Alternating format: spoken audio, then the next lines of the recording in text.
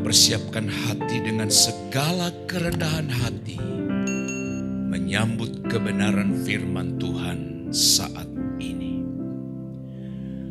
Bapa di sorga, kami bersyukur kepadamu, karena Tuhan begitu baik, masih memberi kami kesempatan untuk mendengarkan firman-Mu saat ini. Berbicaralah kepada kami melalui bibir lidah hamba-Mu. Sampaikan kehendak-Mu, isi hati Tuhan. Dan mampukan seluruh umat-Mu mendengarkan kebenaran hari ini. Urapi hamba-Mu yang menyampaikan dan seluruh umat-Mu yang mendengar. Dalam nama Yesus kami berdoa. Amin. Amin.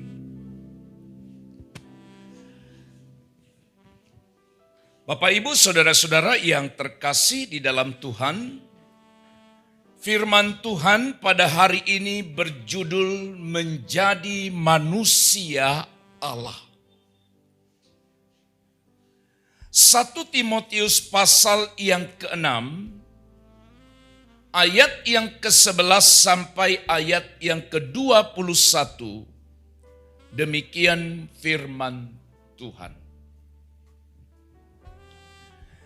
Tetapi engkau, hai manusia Allah, jauhilah semuanya itu, kejarlah keadilan, ibadah, kesetiaan, kasih, kesabaran, dan kelembutan. Bertandinglah dalam pertandingan iman yang benar dan rebutlah hidup yang kekal. Untuk itulah engkau telah dipanggil dan telah engkau ikrarkan ikrar yang benar di depan banyak saksi. Di hadapan Allah yang memberikan hidup kepada segala sesuatu dan di hadapan Kristus Yesus yang telah mengikrarkan ikrar yang benar itu juga di muka Pontius Pilatus, kuserukan kepadamu. Turutilah perintah ini dengan tidak bercacat dan tidak bercela, sehingga pada saat Tuhan kita Yesus Kristus menyatakan dirinya, yaitu saat yang akan ditentukan oleh penguasa yang satu-satunya dan yang penuh bahagia, Raja di atas segala raja dan Tuan di atas segala tuan. Dialah satu-satunya yang tidak takluk kepada maut, bersemayam dalam terang yang tak terhampiri.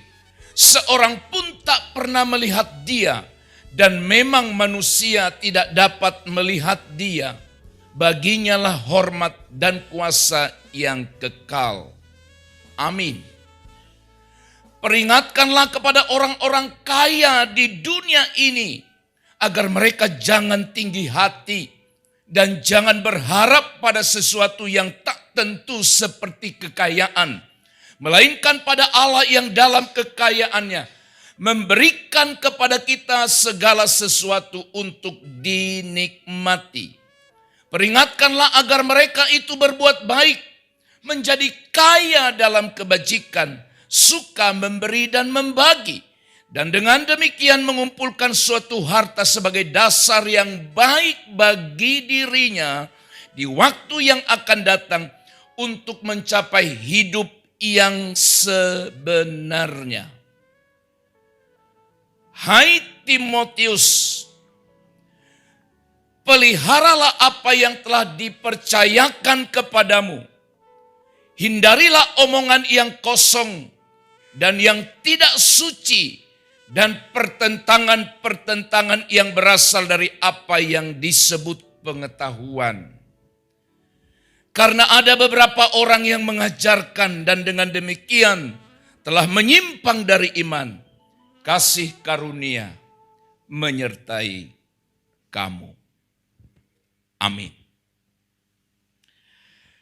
Bapak, Ibu, saudara-saudara, saya akan awali dengan satu pendahuluan sederhana.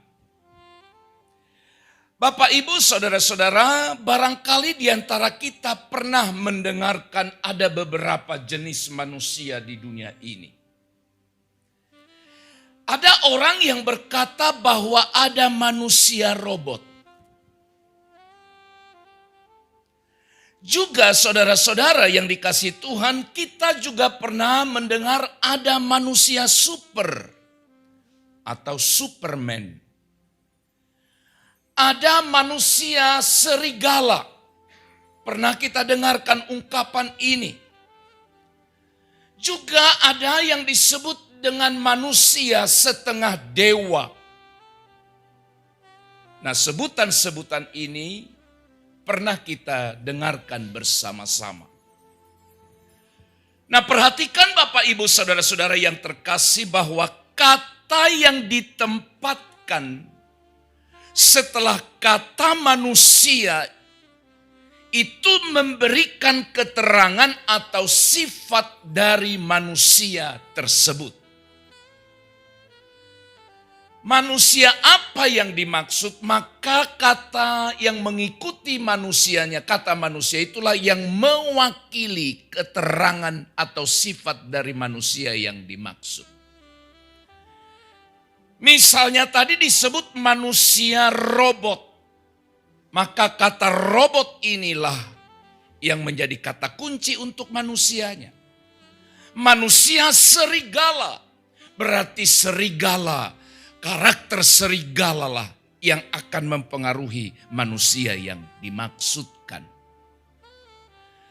Saudara-saudara, dalam suratnya yang pertama kepada Timotius, Paulus menutup surat ini dengan menyebut Timotius itu sebagai manusia Allah.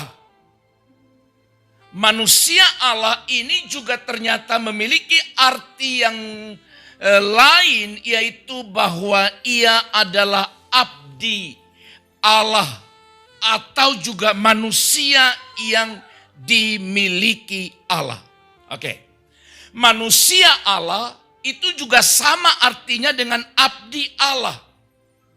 Sama artinya dengan manusia yang dimiliki oleh Allah.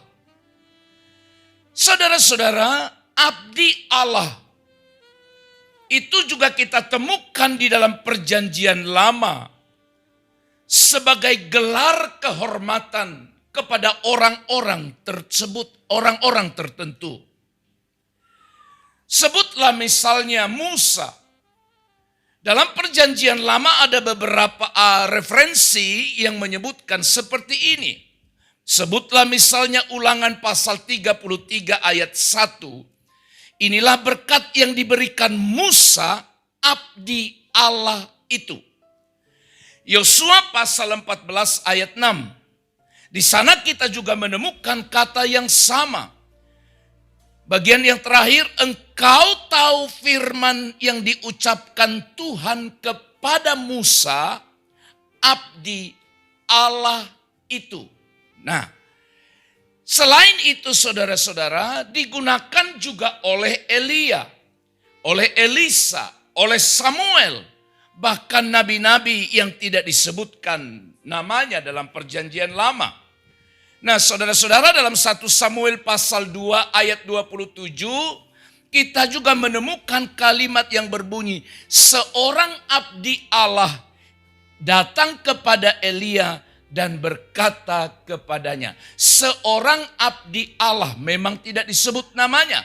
Kemudian juga dalam 1 Raja-Raja pasal 12 ayat 22, tetapi datanglah firman Allah kepada Semaya, abdi Allah. 1 Raja-Raja pasal 13 ayat yang pertama juga ada kalimat yang sama. Sedang Yerobeam berdiri di atas mezbah itu sambil membakar korban, maka atas perintah Tuhan datanglah seorang abdi Allah. Nah, kata abdi Allah itu juga memiliki arti manusia Allah atau manusia yang dimiliki oleh Allah. Nah, saudara-saudaraku yang dikasihi oleh Tuhan, Pertanyaannya adalah bagaimana seseorang itu disebut sebagai manusia Allah? Atau hal apa saja yang ada pada diri seseorang sehingga orang itu layak disebut sebagai manusia Allah? Nah, saudara-saudara, sebagai manusia Allah, belajar dari apa yang kita baca dalam ayat-ayat tadi, bahwa Timotius diingatkan oleh Paulus untuk beberapa hal yang harus menjadi ciri, yang harus mewarnai dirinya supaya dia layak disebut sebagai manusia Allah. Yang pertama, Bapak, Ibu, saudara-saudara, manusia Allah itu adalah seseorang yang memiliki kerinduan, yang memiliki kesenangan mengejar karakter ilahi, karakter Allah, dan menjauhi hal-hal yang fana. Ayat yang ke-11 sampai ayat yang ke-13 itu kalau saudara baca, maka saudara-saudara, Timotius sebagai manusia Allah diingatkan oleh Paulus supaya dia mengedepankan, mengutamakan, mengejar karakter ilahi, karakter Allah, serta menjauhi hal-hal yang fana. Nah, saudara-saudara, di ayat-ayat itu kita temukan tadi kalimat seperti ini. Kejarlah keadilan. Kejarlah ibadah. Kejarlah kesetiaan. Kejarlah kasih.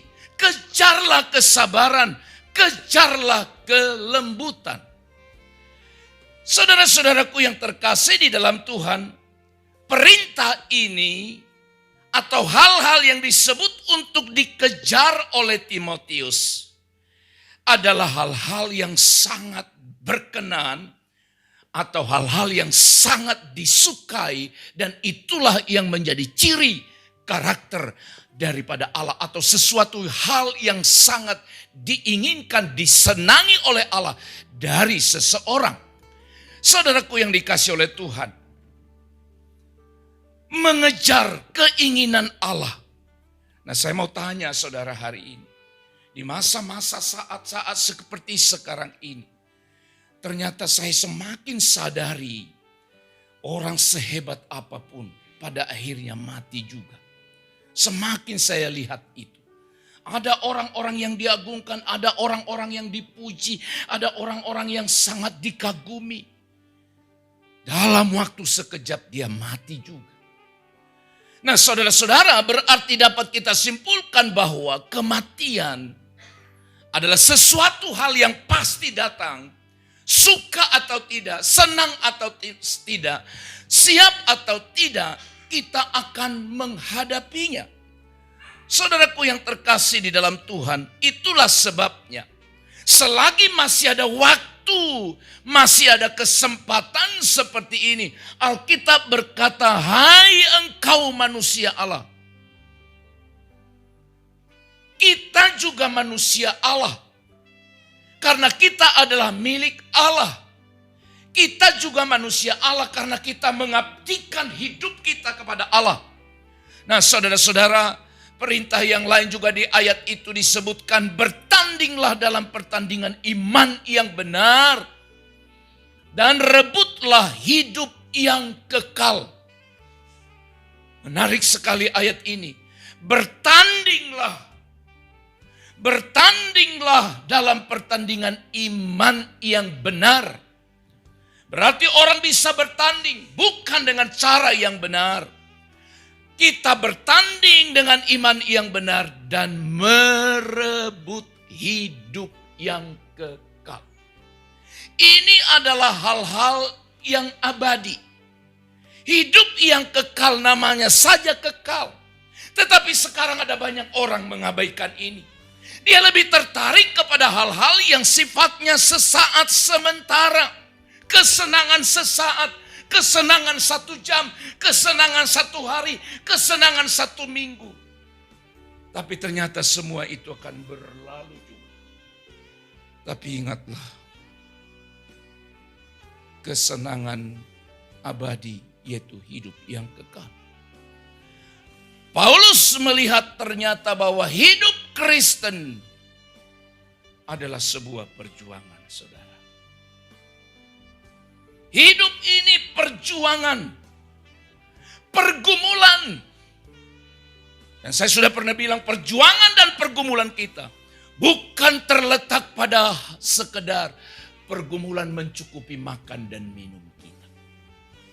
Pergumulan hidup kita yang paling serius adalah bagaimana supaya kita dapat tetap berjalan di dalam kebenaran.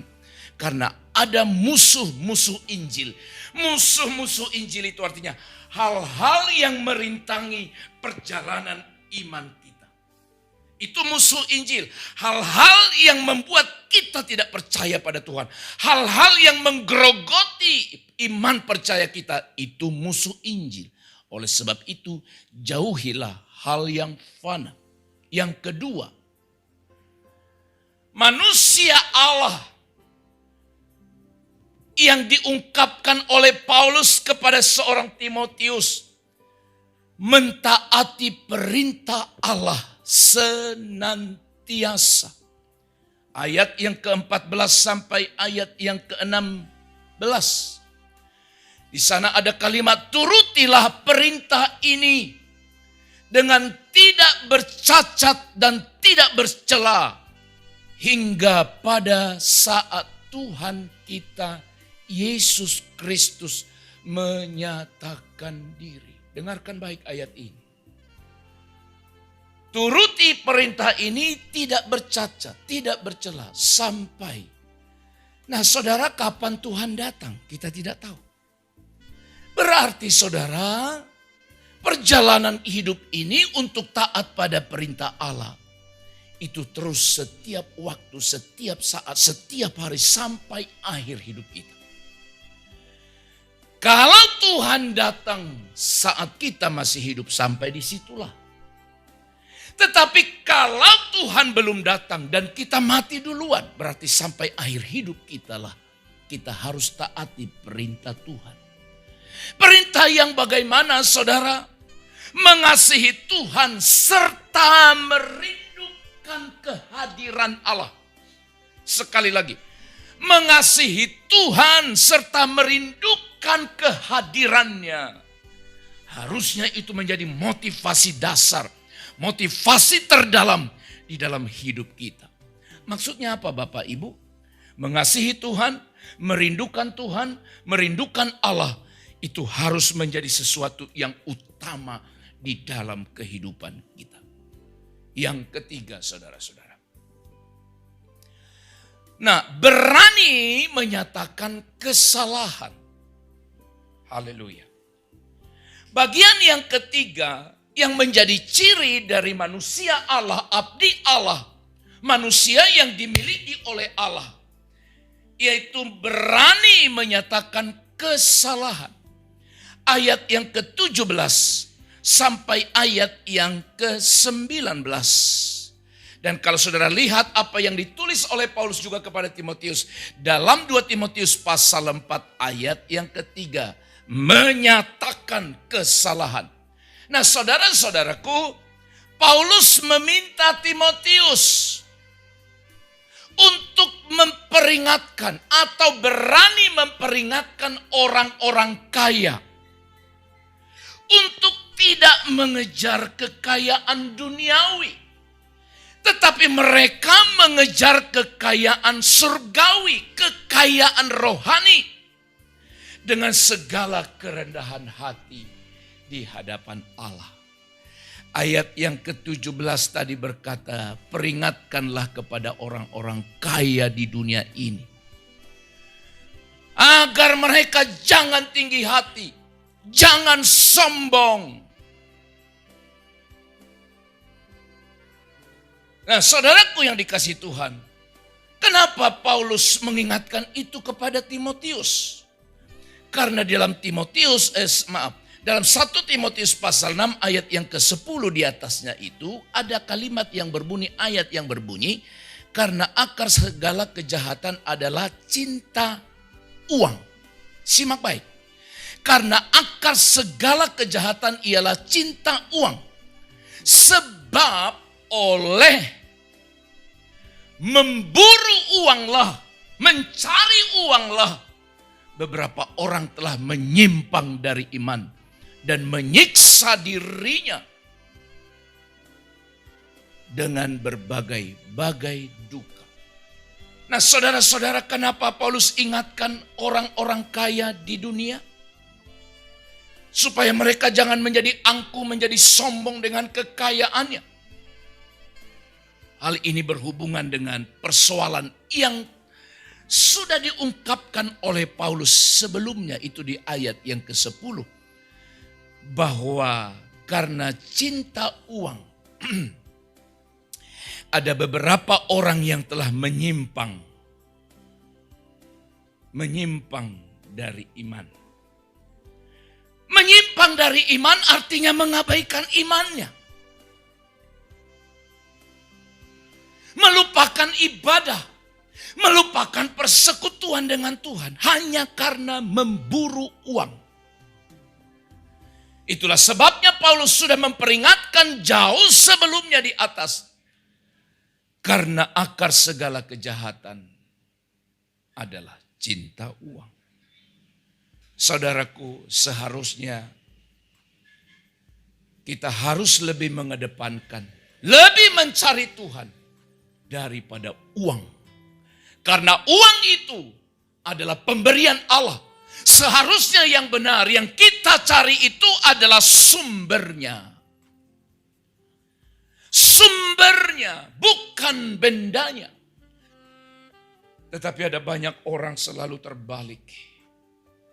Dia cari berkatnya, dia cari materinya, dan berkata, Tuhan, nanti kalau kami sudah berkecukupan diberkati, kami sekeluarga akan mencari Tuhan. Itu terbalik. Yang benar adalah Alkitab berkata dalam Matius pasal 6 ayat 33. Tetapi carilah dahulu kerajaan Allah dan kebenarannya, maka semuanya akan ditambahkan kepadamu. Itu yang Alkitab katakan. Nah, jadi saudaraku yang dikasihi oleh Tuhan, sebagai manusia Allah, kejarlah Tuhan, bukan uang, bukan benda, dan beranilah menyatakan kesalahan. Beranilah memperingatkan orang-orang yang mulai dan hampir menyimpang dari iman mereka. Yang terakhir,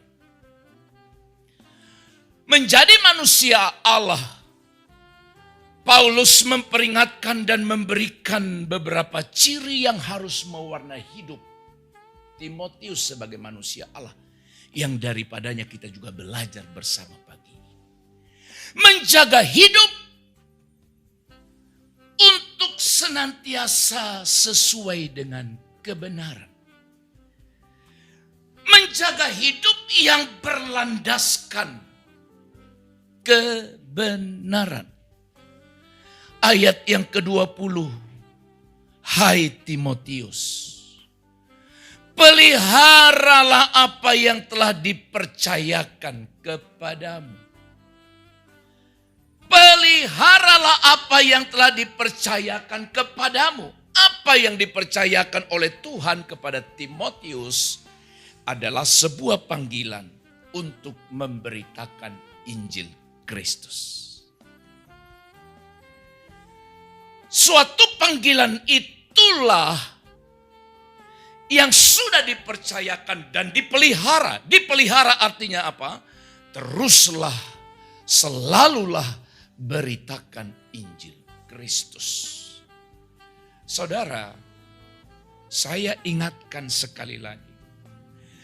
Tugas memberitakan Injil Kristus adalah tugas semua orang yang percaya kepada Kristus, yang sudah merasakan kasih Kristus, yang sudah merasakan pemeliharaan Allah di dalam kehidupannya. Semua orang ini wajib mutlak untuk memberitakan Injil Kristus. Jadi jangan pernah berkata, bukan tugas saya. Aku bukan hamba Tuhan, aku bukan pelayan Tuhan, aku tidak pernah sekolah Alkitab. No, tidak sama sekali. Tapi tugas ini adalah tugas setiap kita. Itu sebabnya kepada Timotius Paulus berkata, pelihara. pelihara apa yang telah dipercayakan kepadamu. Dan yang kedua, hindarilah omongan yang kosong dan yang tidak suci dan pertentangan-pertentangan yang berasal dari apa yang disebut pengetahuan.